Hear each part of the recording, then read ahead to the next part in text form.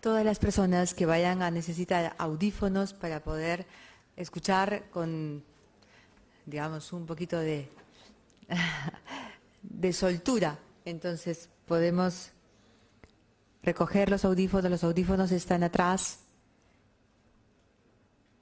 Ya estamos conectados.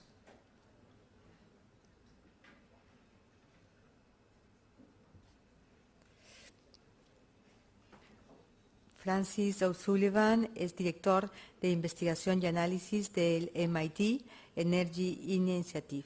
Sus investigaciones actuales están centradas en los recursos no convencionales de gas y petróleo, el nexo energía, agua y energía solar. También estudia la dinámica del mercado del gas a nivel mundial y el comercio de LNG. Sus investigaciones abarcan una variedad de temas relacionados con las tecnologías de la energía, la política y la economía. Él ha escrito y hablado extensamente sobre estos temas y ha hecho presentaciones a la Agencia de Protección Ambiental de los Estados Unidos y al Instituto Brookings, la Sociedad Americana de Física y entre otras instituciones para una amplia gama de otros foros académicos. El doctor O'Sullivan recibió sus grados de PhD y de maestría del Massachusetts Institute of Technology y el grado de bachiller de la Universidad Nacional de Irlanda, todo en ingeniería eléctrica. Él va a exponer esta tarde sobre la experiencia en el desarrollo y la regulación del gas natural en los Estados Unidos. Entonces, quisiera la coordinación. Ya estamos conectados. Entonces tiene la palabra el doctor Francis O'Sullivan.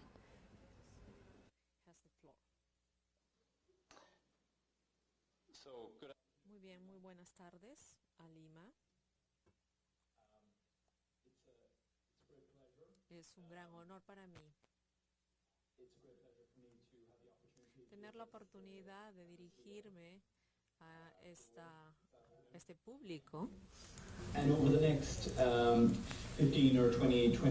Y en los próximos 15 a 20 minutos lo que voy a hacer es hablarles sobre la experiencia que hemos tenido aquí en los Estados Unidos en los últimos 10 años acerca del sistema de gas natural, cómo ha evolucionado y cómo ahora estamos moviéndonos hacia un paradigma más centrado en el gas natural. Los 3 temas que yo voy a mencionar en mi presentación serán, en primer lugar, la escala de los nuevos recursos que se han hecho aparentes en los Estados Unidos, especialmente el esquisto, aunque también otras formas de gas. Y también hablaré un poco sobre la incertidumbre que aún rodea a estos muy nuevos tipos de hidrocarburos. Voy a hablarles también sobre la economía de estos recursos y su productividad. Aprenderemos un poco sobre ello, sobre las implicancias de estas lecciones desde nuestra perspectiva en cuanto a la economía del esquisto y lo que esto significará a nivel internacional. Y por último, hablaré sobre cómo la nueva abundancia de gas de esquisto en los Estados Unidos está impactando en nuestros mercados energéticos a nivel nacional y también cómo está impactando en los mercados energéticos internacionales a medida que los Estados Unidos ingresa al negocio de la exportación de GNL. Entonces, a fin de comenzar, quiero brindarles un poco de contexto. En el lado derecho de esa diapositiva, lo que les estoy mostrando es básicamente la tasa de crecimiento de producción de gas natural de esquisto en los Estados Unidos en los últimos 10 años. Durante este periodo de tiempo, el gas de esquisto esencialmente, bueno, al inicio no teníamos gas y hoy representa casi la mitad de todo la producción de gas de los Estados Unidos a la fecha. Eso significa que es más de 30.000 millones de gas de cúbicos o trillones de pies cúbicos. Y vemos esta producción y en los últimos 7 u 8 años verdaderamente se ha incrementado remarcablemente. Este desarrollo no se ha visto nunca antes en ningún otro contexto. Eso refleja la abundancia de la oferta.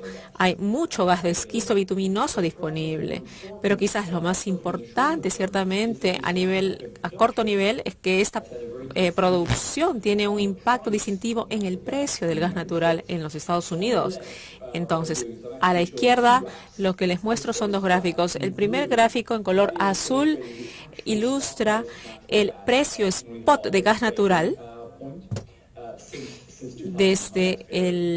y su variación desde el año 2000, y el segundo gráfico, la línea gráfica de rojo, representa lo que sería el precio del gas si hubiera sido intercambiado a un ratio de 10:1, que era lo que históricamente se veía en los Estados Unidos. En los Estados Unidos, tradicionalmente, 1.000 metros cúbicos había sido comerciado más o menos a 10:1 el barril de petróleo. Eso era el índice histórico, y ustedes pueden ver que entre el año 2000 y el año 2008, más o menos, eso fue más o menos lo correcto. La relación entre el gas spot, el precio spot, ¿no? Era la relación entre petróleo y gas era de 10:1. Desde el 2008 hasta 2011, algo muy importante ocurrió. El precio del gas natural en los Estados Unidos efectivamente se desasoció del precio del gas.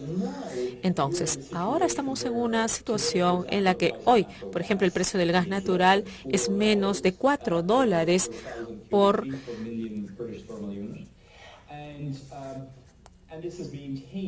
pies cúbicos, miles de pies cúbicos, y esto se ha mantenido bajo el precio en los últimos 4 o 5 años, lo cual brinda a los Estados Unidos muchos beneficios. A nivel nacional, por supuesto, esto representa un costo bastante bajo, una energía de costo muy bajo. También hemos visto mucha estimulación económica en el sector de manufactura, especialmente, y también estamos viendo que el gas ahora tiene un rol mucho más importante en la producción de la electricidad en los Estados Unidos, desplazando al carbón y teniendo un impacto positivo en la reducción de nuestras emisiones de gas de carbono, de dióxido de carbono. Y esto pues es un paradigma no convencional en el mercado energético. Bueno, pues hay mucha emoción, como podemos ver. Sin embargo, es muy importante tener en cuenta, para aquellos que estén menos familiarizados con el gas de esquisto, que realmente es un recurso bastante nuevo. El gas de esquisto es enteramente nuevo, podríamos decirlo. Solamente lo hemos estado trabajando por 5 o 6 años a escala, y eso es nada en el contexto de la industria de gas y petróleo. Esa falta de experiencia significa que hay mucha incertidumbre en nuestras estimaciones del volumen del gas de esquisto, cuánto va a ser recuperable, por ejemplo, y de hecho en la economía de este recurso. Entonces, solo para ilustrar estos puntos, sin entrar en mucho detalle, a la izquierda tengo un gráfico que ilustra cómo es nuestra evaluación nacional de nuestros recursos recuperables y cómo han cambiado en los últimos 25 años. Cada año, cada 2 años, hay una agencia de los Estados Unidos que evalúa cuánto gas natural tenemos que recuperar, y por muchos años ha habido una relación entre más o menos entre las cifras. Los Estados Unidos usan más o menos entre 20 y 25 metros cúbicos por año. Eso significa un orden de 17 años. Sin embargo, desde el año 2005 vemos que esta evaluación de los volúmenes totales de gas ha crecido dramáticamente, se ha duplicado prácticamente, y este incremento dramático se ha debido a la emergencia o la aparición del esquisto como un recurso recuperable y otros tipos de gas, y esencialmente han duplicado nuestro estimado promedio de recursos totales recuperables. Sin embargo, en esa estimación, en esos trillones de pies cúbicos, pues hay mucha incertidumbre de todas formas. Entonces, si observamos algunos casos, vemos el gráfico con los estimados máximos y mínimos. Y eso no importa dónde esté el depósito, bueno, significa que hay un futuro de abundancia de gas.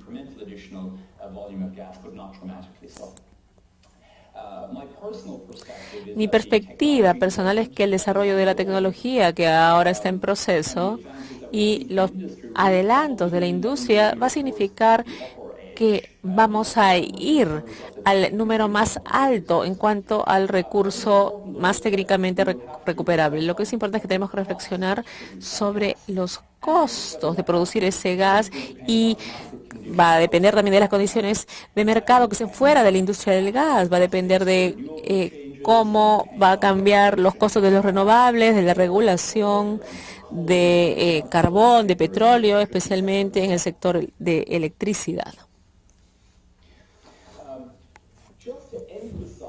Quisiera enfatizar el lado científico de esto, por esto esa diapositiva. Como podemos ver, el paradigma del esquisto es completamente diferente.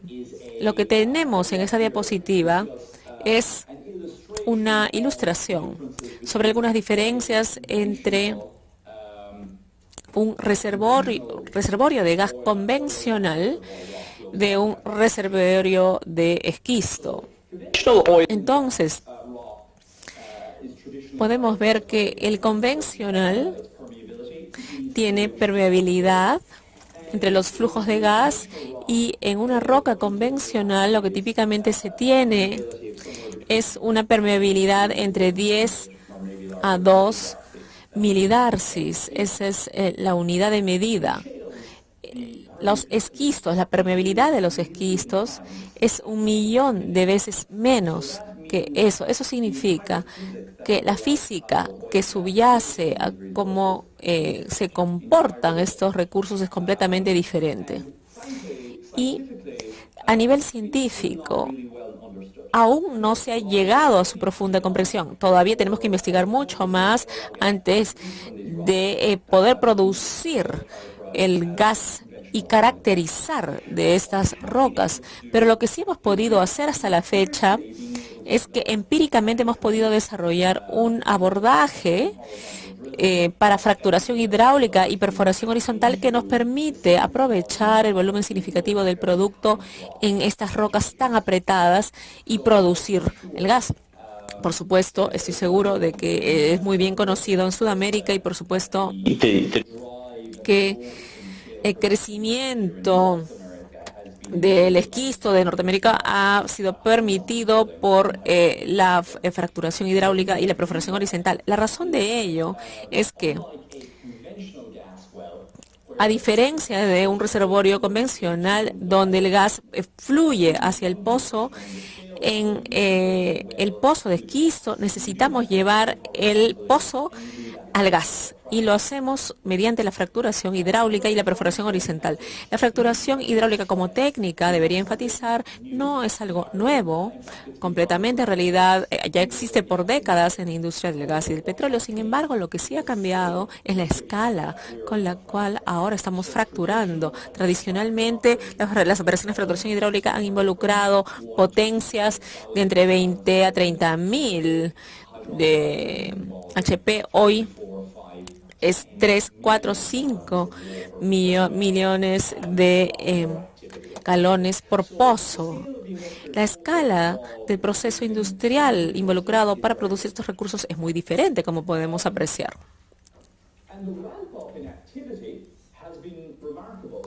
La actividad ha crecido, como podemos ver en mi diapositiva. La producción es sin precedentes a nivel histórico. Esto ha significado que hemos perforado casi 4.500 pozos en los Estados Unidos. Y ciertamente hoy esto ha incrementado la producción. Sin embargo, Como ustedes deben saber, también ha habido controversia alrededor de esta actividad que se ha incrementado, pues hay algunos impactos y consecuencias medioambientales a partir de ella. Por el desarrollo de este gas han habido impactos en el agua, en términos de impactos negativos al agua subterránea y superficial debido a la contaminación que se produce por esta operación. Han habido impactos en el aire con filtraciones fugitivas de metano y una gran controversia en los Estados Unidos actualmente sobre esto específicamente, las filtraciones o las emisiones fugitivas de metano. Y hay argumentos de que el gas es muy bueno en el sistema de electricidad para reducir el gas invernadero, pero esos argumentos no son buenos si emitimos metano fugitivo del sistema de los oleoductos de gas de esquisto, y hay también impactos en la comunidad por la actividad en las regiones donde se desarrollan las operaciones, porque hay incremento de tráfico, hay perturbaciones superficiales, fragmentación del ecosistema y sismicidad inducida. Hay muchos desechos también que generan sismicidad inducida. Así que hoy en los Estados Unidos por lo menos estamos lidiando con un entorno bastante complejo junto a la parte económica que está asociada con estos recursos. Ahora hablemos sobre la productividad y la economía del esquisto. ¿Y qué podemos aprender sobre ello? En primer lugar, como yo mencionaba, el esquisto es muy nuevo y hemos perforado ya muchos pozos y han estado produciendo por 5 o 6 años, los más antiguos. Y eso aún no nos ha dado una gran perspectiva sobre cómo va a darse la productividad a largo plazo de estos recursos. Sin embargo, lo que sí hemos podido ver es, en términos de la productividad más temprana, la cantidad de gas se puede ver a la izquierda, en mi gráfico a la izquierda, hacia el año 2012, o en el caso del petróleo, apretado la cantidad de petróleo en el primer año o segundo año de pozos que podemos ver a la derecha. La productividad de pozo a pozo varía significativamente, como podemos ver. Y hoy en día tenemos un reto en nuestra industria, en el sentido de que hay que gestionar esta amplia variabilidad. Aquí ilustro la varianza de productividad entre buenos pozos y pozos un poco deficientes, que puede variar hacia un 500% en esquisto. Significa que uno perfora un pozo que es altamente productivo y perfora otro pozo al costado y puede tener un desempeño muy bajo, teniendo un gran impacto económico. Y esto nos lleva hacia la economía del esquisto y por qué es tan diferente de los recursos de gas y petróleo convencionales. Ahora hablaremos un poco sobre lo que esto significa. En los Estados Unidos, por muchos años, y por supuesto también en todo el mundo, y por ejemplo para el proyecto Camisea también, alguien ha creado estudios y curvas sobre lo que costaría producir cierto volumen de gas en el campo. Y lo que tengo aquí en el gráfico izquierdo es la curva de oferta del gas natural en los Estados Unidos. Y se establece un promedio y un escenario alto y bajo sobre cuánto costaría producir dicho gas existente en todo el recurso. Y para cualquiera que maneje los conceptos básicos de economía, se da cuenta de lo que esto significa, ¿no? Tenemos un cierto volumen que va a ser de bajo costo y donde vamos a medida que produzcamos más, va a costar más. Ese es el concepto tradicional. El problema es que con esquisto, si tomamos, por ejemplo, esa oferta promedio y lo ponemos en los diferentes componentes de la curva total de oferta, el gas convencional de carbón y el gas de esquisto, y los observamos las curvas individuales de cada uno, se comportan completamente diferente. Si nos enfocamos en las curvas más largas, a la derecha vemos que la primera es para gas convencional, y el gas convencional todavía es un gran recurso. Hay mucho recurso en los Estados Unidos de esto, pero es más caro que la curva de gas de esquisto, como pueden ver en el gráfico. La diferencia, sin embargo, y lo que hemos aprendido sobre el recurso de esquisto es que no podemos solamente perforar o taladrar o extraer el esquisto de bajo costo. Podemos hallar los campos convencionales de bajo costo y perforarlos primero. Eso se puede hacer, pero con el esquisto no, eso que se hacía con el recurso tradicional no se puede. Cada año perforamos 5.000 pozos en los Estados Unidos y muestreamos toda la curva de oferta. Y aunque sentimos que tenemos buena productividad, hay muchos otros pozos con bajo desempeño y eso nos da una gran variabilidad en el resultado. La implicancia de esto es que nuestros operadores tienen que desempeñar un juego de portafolio porque es extremadamente riesgoso perforar 1 o 2 pozos de esquisto. Se puede ver un alto desempeño, pero la probabilidad es que vamos a perforar más pozos de baja desempeño que alto desempeño por la distribución tan incierta. También significa que se necesita reajustar la percepción en relación al costo del gas de esquisto. Aunque hay mucho gas de esquisto de bajo costo, la incapacidad de perforar solo los pozos de bajo costo significa que el gas va a ser más caro año tras año. Entonces, la forma en la que estamos comenzando a actuar en los Estados Unidos para caracterizar la economía de este recurso es que vemos que hay es un recurso de costo moderado, en lugar de decir que es de costo bajo. Y esto es importante especialmente por factores de consumo. Aquí les muestro una ilustración sobre las curvas de esquisto en los últimos años, para el año 2009, 2010, 2011. Estas son las curvas reales en base al desempeño. En la parte horizontal tenemos el volumen de gas producidos en los pozos perforados de esos años y en el vertical tenemos el precio de equilibrio de ese gas. Y pueden ver que en cada año se producen gases de bajo costo, pero en realidad el promedio está en el gas de costo moderado, no en el de bajo costo. Y más allá de eso, vemos gas mucho más caro. Y también tenemos que perforar este tipo de gas más caro cada año.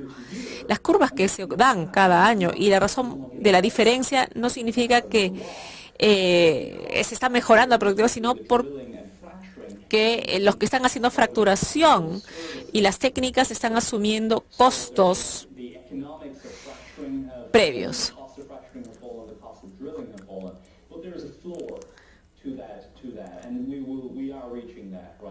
Estamos actualmente llegando a esos límites y podemos ver con los operadores actuales que están asumiendo una perspectiva cuidadosa en la economía del recurso de gas de esquisto. Algunos de los operadores más importantes en los Estados Unidos, por ejemplo, han escrito el valor, han evaluado el valor de sus recursos y ven que la economía del gas de esquisto se va complejizando a medida que pasan los años.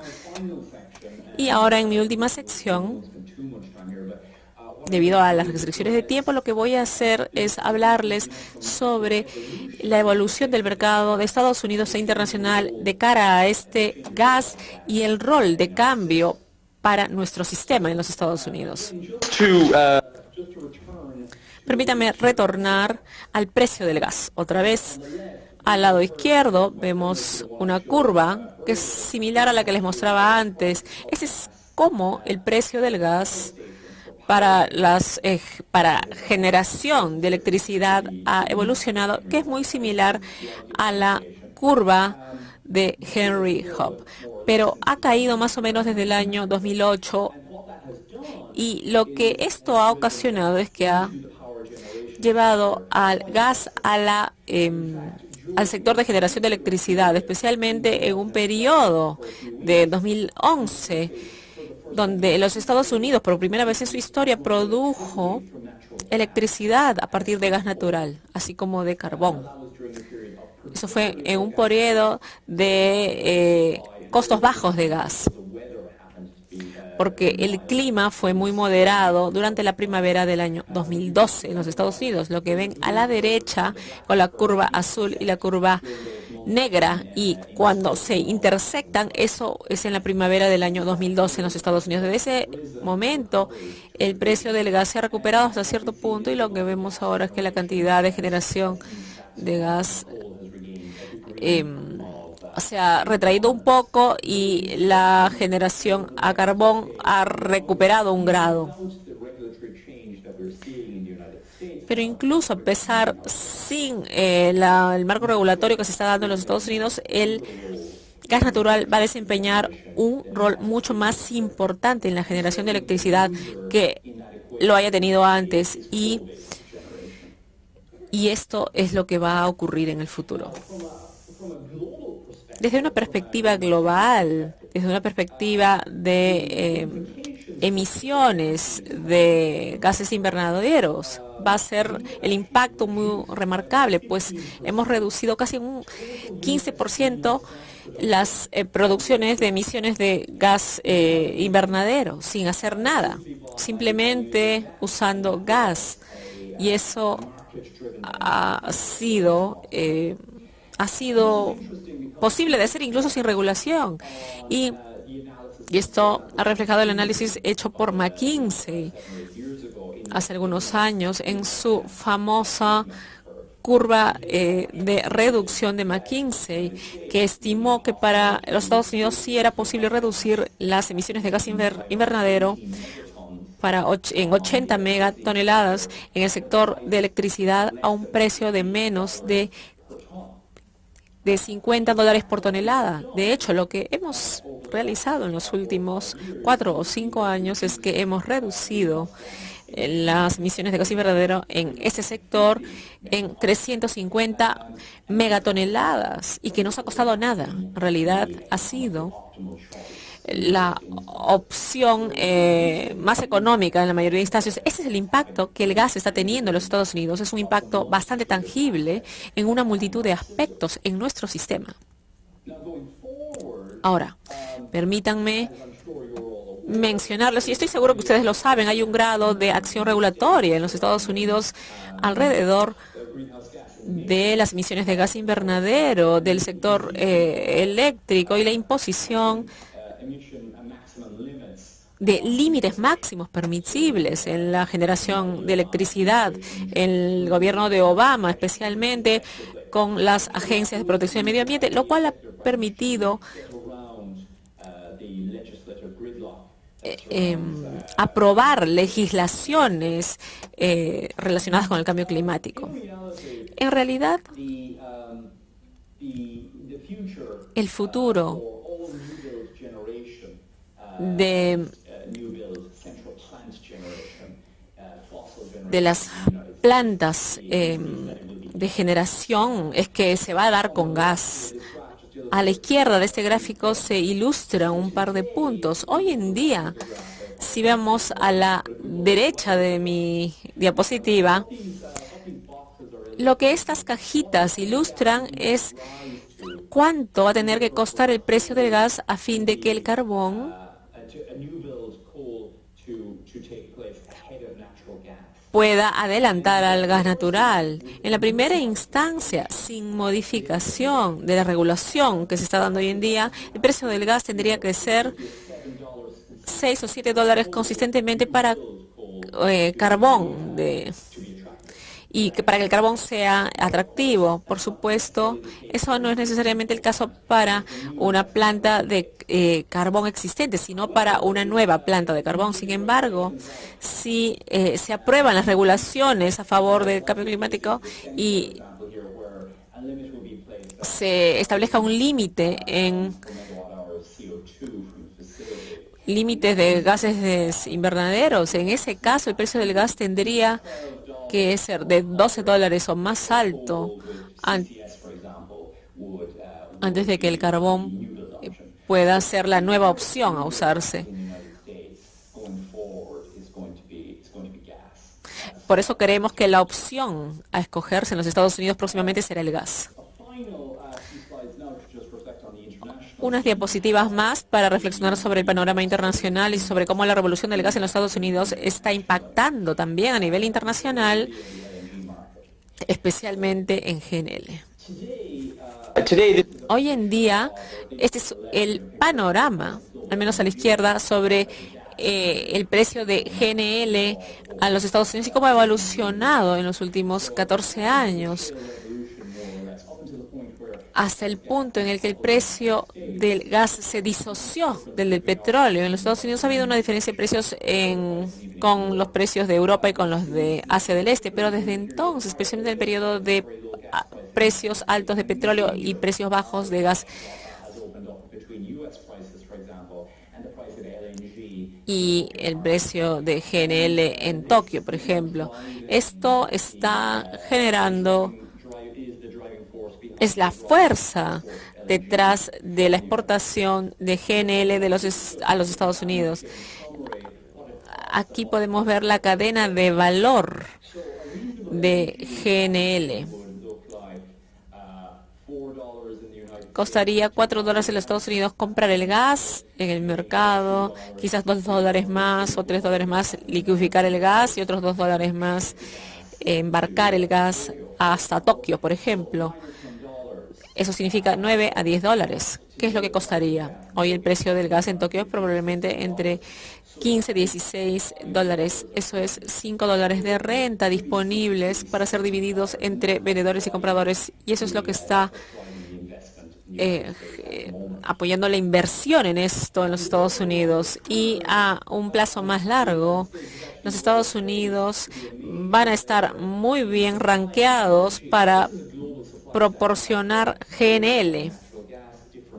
Aquí, como vemos en este gráfico, vemos las diferentes posibilidades, nuevos proyectos y cómo se daría.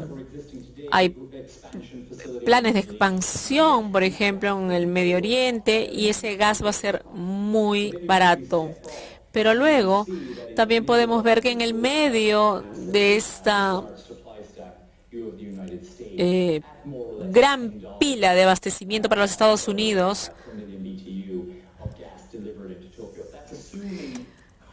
vemos estos costos baratos y las posibilidades para los Estados Unidos, debido al que el precio marginal de esto va a estar liderado por instalaciones australianas, que son un poco más caras. Parece que en el futuro habrá una demanda adicional para este gas que proviene de los Estados Unidos, así que desempeñaremos un rol significativo en la expansión de GNL en la próxima década, por lo menos. Sin embargo, habiendo dicho esto, y con esto terminaré, aquí en los Estados Unidos hay un gran debate sobre el exportar GNL y sobre el impacto en el precio por la demanda inicial.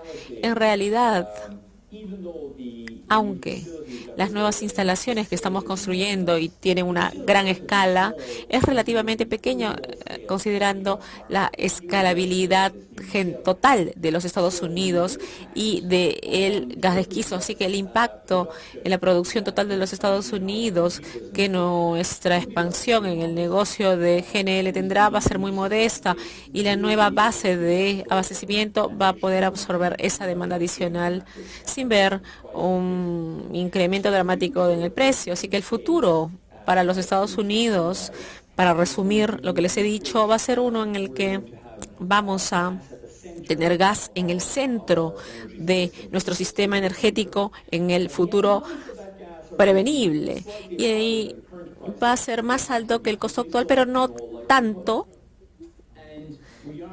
Y vamos a ver una expansión del rol de los Estados Unidos en el mercado mundial de GNL. Sin embargo, el ingreso de Estados Unidos a ese mercado no va a tener un impacto tan dramático en el precio mundial como muchos lo creerían. Y bueno, con ello voy a concluir mis comentarios. Quisiera agradecer otra vez a los organizadores de este simposio por invitarme a presentar ante ustedes, y Espero que estos datos hayan sido útiles para ustedes. Muchas gracias.